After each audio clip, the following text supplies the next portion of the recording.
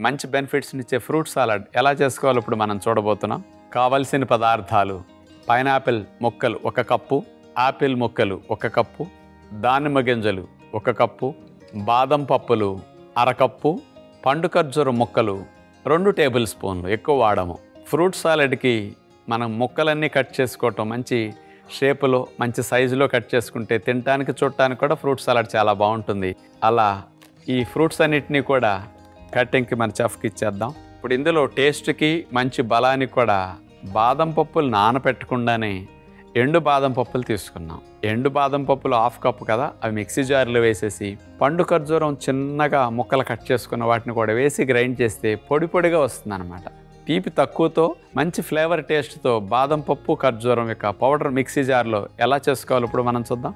అంటే తక్కువ పండు ఖర్జూరం ముక్కలేసి బాదం పప్పులు ఎండుగా వేసాం కాబట్టి డ్రై వెరైటీవి పౌడర్గా వచ్చేసింది. చూస్తున్నారుగా మీరు ఇప్పుడు. అంటే ఇలా అయితే బాగుంటుంది. మనం తీసుకున్న 3 రకాల ఫ్రూట్స్ని బాదం పప్పు పౌడర్ని ఇందులో ఒకసారి మిక్స్ చేసుకుందాం. యాపిల్ ముక్కలు, అలాగే పైనాపిల్ ముక్కలు, దానిమ్మ గింజలు.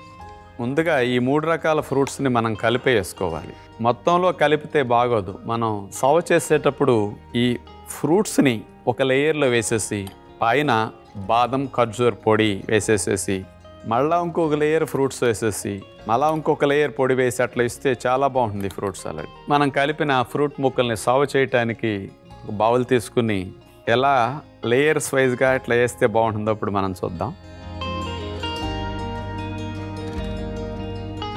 1 స్పూన్ ఖర్జూరం మరియు బాదం పప్పు పౌడర్, ఈ 2 అట్లా లేయర్ లాగా వేయాలన్నమాట. ఇక్కడ మనకి